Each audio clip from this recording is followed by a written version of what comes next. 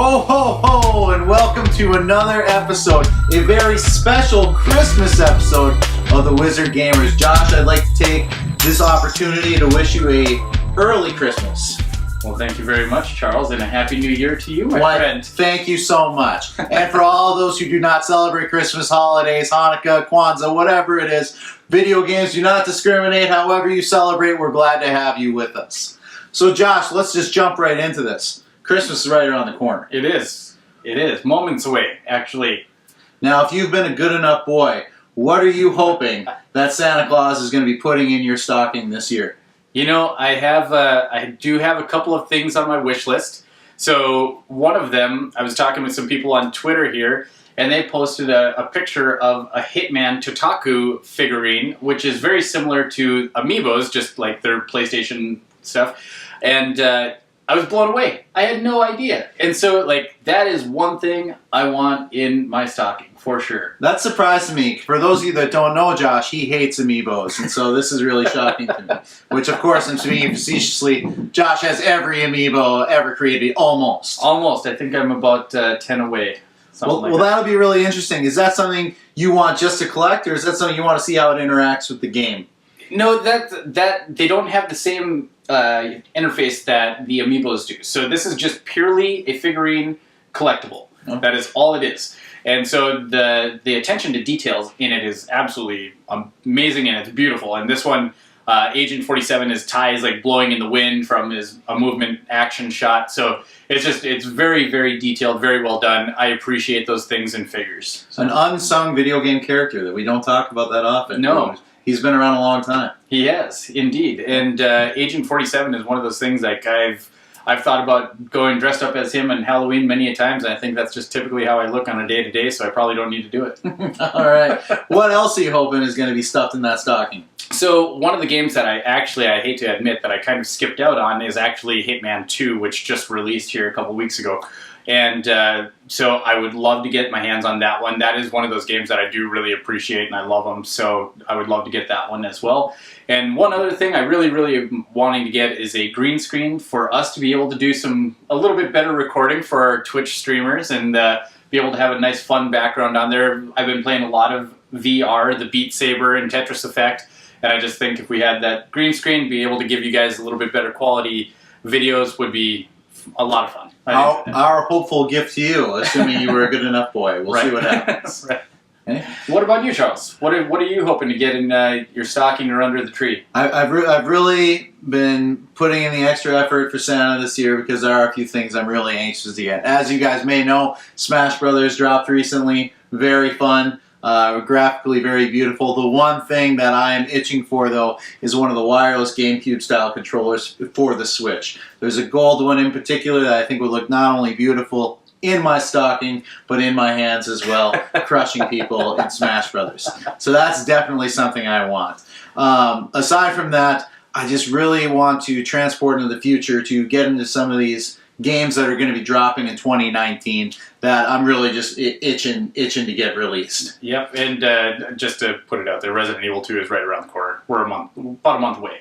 So, yeah, that's 2019. That's going to be game over. So the other thing I would love to have is some time to play some of these games. Obviously, Red Dead Redemption, who hasn't at least heard or watched a little bit of it? Yeah. You need to have a couple hours, though, to play the game, and I have only a couple hours, and actually you need much more than that. Right. So having some time to grind through that, I think, would be hopefully Santa can somehow deliver that as well. Well, I'm hoping that you get that here. So soon. Me as well. In terms of 2019, for me though, there's a couple of the indie game. I don't know if you recall the trailer for My Friend Pedro. Oh, I saw that. You're still itching on that. I'm still itching on it. It hasn't dropped. It's not a mainstay release, but there's just something that looks incredibly enthralling about the gameplay of it. I'm very anxious to see it and hope how it pans out. And then, of course, one of my favorite platformers of all time, the Cuphead DLC. Are we going to do Cuphead tattoos for Christmas? Should we do that? Yeah. You're not that committed to the game? I don't know if I'm that committed to the game or not. I'm not. Well, that's something I'll talk about. You put me on the spot. So, we'll see. And if Josh is able to beat the DLC by himself, maybe I'll consider it. Actually, I can't say that because I won't. So with this Christmas time coming around, even talking about, a lot of times, video games at Christmas, for us, has historically gone hand in hand. Yeah. When you're thinking about some of your previous Christmas experiences, what are some things where video games did get involved? What are some of your favorite video game memories that you can think of around the holidays? So it's interesting that you bring that up because I published a little thing here on the Well Read Mage, so we're partnered up with those guys as well on Twitter, and did a little blog about that. And my favorite Christmas gaming memory was 1986. That's when the NES, or the Nintendo Entertainment System, that's when I finally got it. It released in 1985. Funny story about it, actually, though, Charles. So back in the day, we had to rent video game systems or renting video games. You know, we actually had to go to a store, pick it off the shelf if it was there or available, and then you would only then get to bring it home. Those were dark times. Right? And so every Saturday morning, 9 a.m., you know, I still got up early on weekends just to be able to make it to the game store to be able to get the games there. So anyway, getting back to the point, so for the whole year, I remember everyone was getting a Nintendo Entertainment Center system for birthdays or holidays, whatever the situation was. People were just getting it because it was a magnificent system. Or they just had an abundance of money and wanted to rub it in your face. They had one and you did not. And it definitely felt that way. Oh, yeah. So that's how I felt about you when you got yours. So yeah. So for me, it was kind of one of those funny things that, like, all the boys were getting all of them, and I felt like everyone had one aside from me. And then a couple of the girls in my class ended up getting one, and I remember going home and saying to my mom, and I was like, hey, you know, even so-and-so has got a Nintendo Entertainment Center, and we don't. Like, what? I'm the only boy in the class, and even the girls are starting to get them before me, and it was just like funny memories, man. So it was pretty hilarious. Coming around Christmas time here, and I finally get to open up my present, and funny, my mom tells me this story that coincidentally, you've had this Nintendo the whole year. So what she had done is she purchased the system, and then when we went to go and rent it on the weekend, she made it look as if we had rented it, and she would let me play my Christmas present every weekend. And so it was kind of like an allowance, if you will, of, you know, hey, you were good, you get to play your game system, and here you go. And so, funny story on that. So I got to play the system the whole year by renting it, so I thought. But she also tossed in 13 games, which was, I mean, 13 games back in the day, that's a heck of a price tag on that. So that's quite a catalog of games. I felt very, very, very, very spoiled, and I don't deny that at all. I for sure was. Obviously got some greats in there. So there was Mario and Duck Hunt. That was kind of the big one. Metroid I know was in there. Zanuck was another one that I know was in there. Pretty sure Zelda was in that catalog at that time too. So there were some the big classic staples. greats. Yep.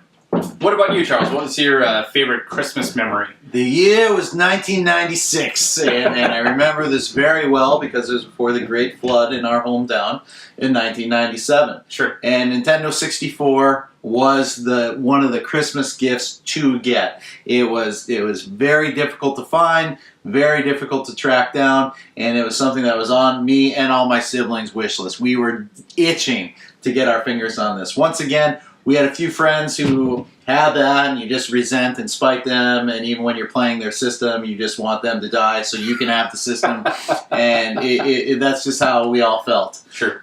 And my parents did the classic thing of you open your gifts, you didn't see it, you're disappointed, and they pulled the old, oh, what's that one behind the couch, you know, and we opened it up, and that was just magnificent. Because not only did we have limitless fun with our two games we got immediately, which were Mario 64 and Star Wars Shadows of the Empire. But you got to go to school and tell people you got a Nintendo 64, and most of them did not. Which, what better gift really is there than that?